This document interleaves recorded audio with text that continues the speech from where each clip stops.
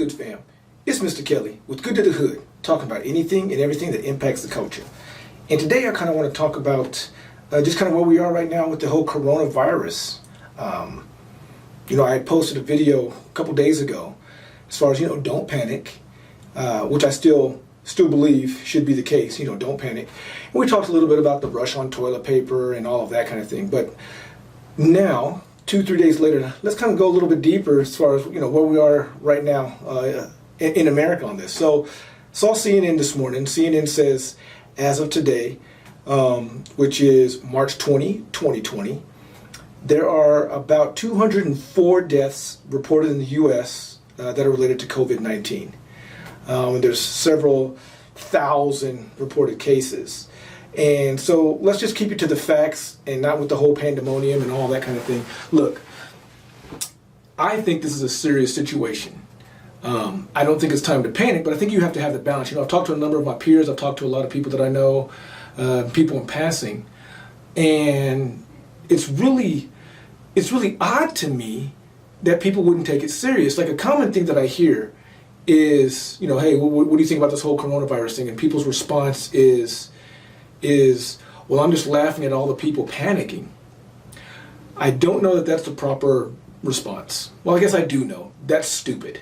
Okay, don't panic, but you don't have to be so polarized. It's not a situation of you can only panic like crazy, or you can minimize the whole deal and just go about your daily routine. And this is why I think this. Okay, as of today, California has pretty much closed.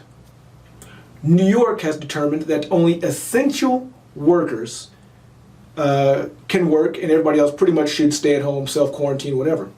Essential workers is pretty much like, obviously, your police, your firemen, hospital personnel. I've done some looking up to the post office, right? Things like this, okay? So they're still working, but everyone else is recommended not to, pretty much. In California, that's pretty much the case. Like, that just is what it is. New York, that's what it is. New Jersey, that's what it is. Colorado's thinking about it, and I'm sure there's a number of other states in the union that are going to slowly start going in this direction. The airports, I'll speak for Colorado because I do know about Colorado. 25 to 30% of all the flights done, canceled, no longer on the roster right now, what have you. Okay, so that's huge in the airport world. Sales in the airport, from some of my contacts, this is Denver International. Now, to put this in perspective, Denver International is the 5th largest international airport guaranteed in North America. Potentially the world, I have to look into that a little bit, but guaranteed in America for sure, that's fact. So you figure a quarter of their flights, they're not even doing. Sales internally in the in the airport itself, 70% or higher down. So they're not selling anything in the airport. And I can tell you that I've been in the airport, and a number of these places are just right out closed. I'm not going to put any specific names or brands or out there and put them on blast, but there's a number of restaurants that are just closed, period, end of story. A lot of places in the U.S., there's no, if not everywhere, but for sure the majority, there's no congregating anywhere, 10 people or less. There's no big live events, as we already know. There's no, basketball games. March Madness is canceled. No professional soccer, these kinds of things, right? Done. So to say that there's not a reason to panic, I think is really just being delusional. Like, don't panic, I get it, but at least take it serious. Like, how can you not take this serious? You think all those organizations, companies, brands are just not wanting to make money? Not willing to get the revenue stream to keep flowing and positive cash flow? So I think you gotta take it at least serious. Like, take a step back and take it serious. A number of people are out of jobs. Movie theaters closed. Your mom and pop bars and restaurants are all closed, unless you happen to have a restaurant to where people can pick up their food, or you have a delivery type service, or you're using Grubhub, DoorDash, that kind of thing. But that's it. There definitely ain't no sitting down in the front of the house or in the dining area. That's done. So there's a couple of places that I know that are local mom and pop bars. nobody's calling them to order their wings or their fries. So they're just closed. They're done. Grocery stores have special hours. School out here in Colorado is shut down until April 20th. And I've talked to some people in other states and other areas where the school year is just done. I think California is one of those places. The school year is done. It's a wrap. It's March, but school year's done. Now, the interesting question would be, are those individuals, are they going to be going on to the next year?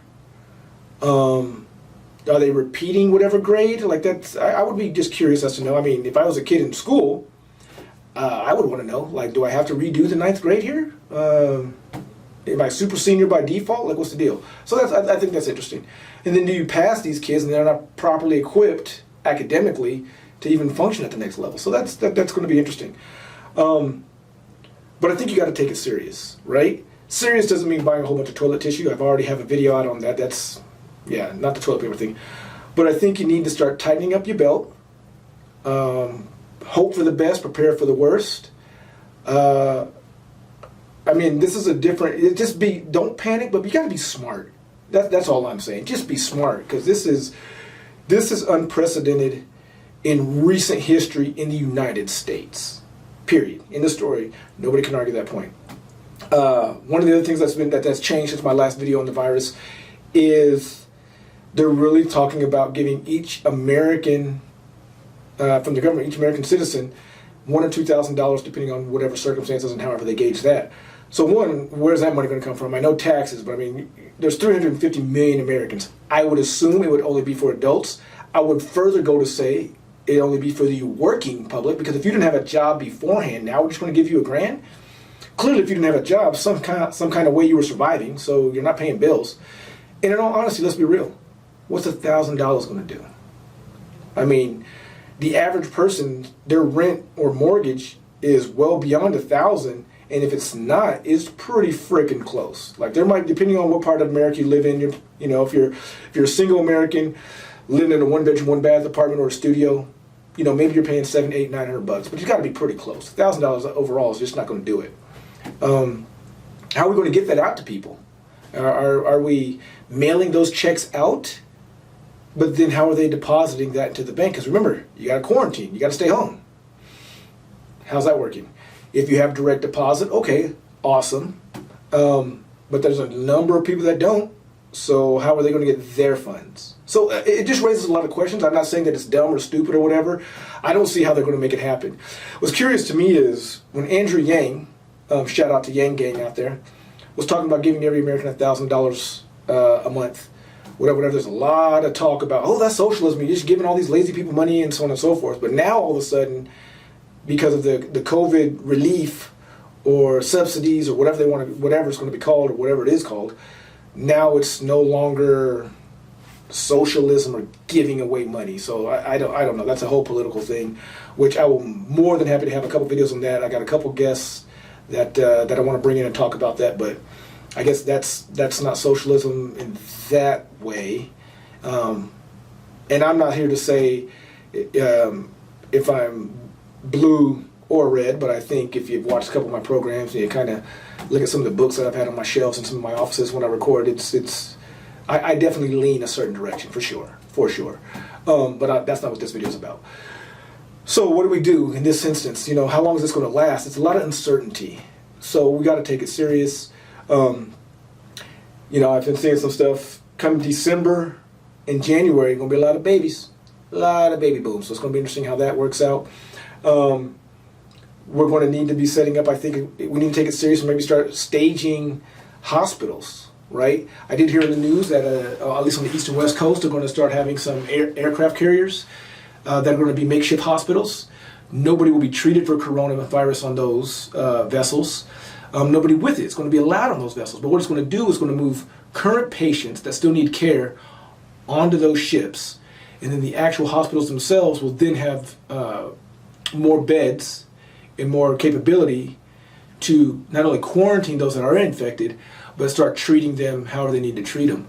I'm actually going to add a link that I thought was very, very helpful and interesting that I received today from some people from the World Health Organization.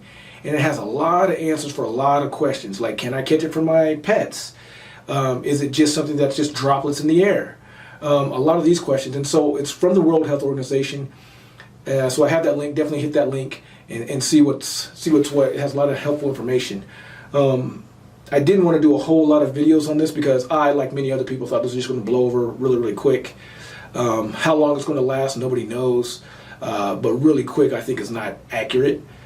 Just because, I mean, the stuff that's going on. They say if it progresses along these lines at this same rate for another 30 to 60 days, most small airports will file bankruptcy.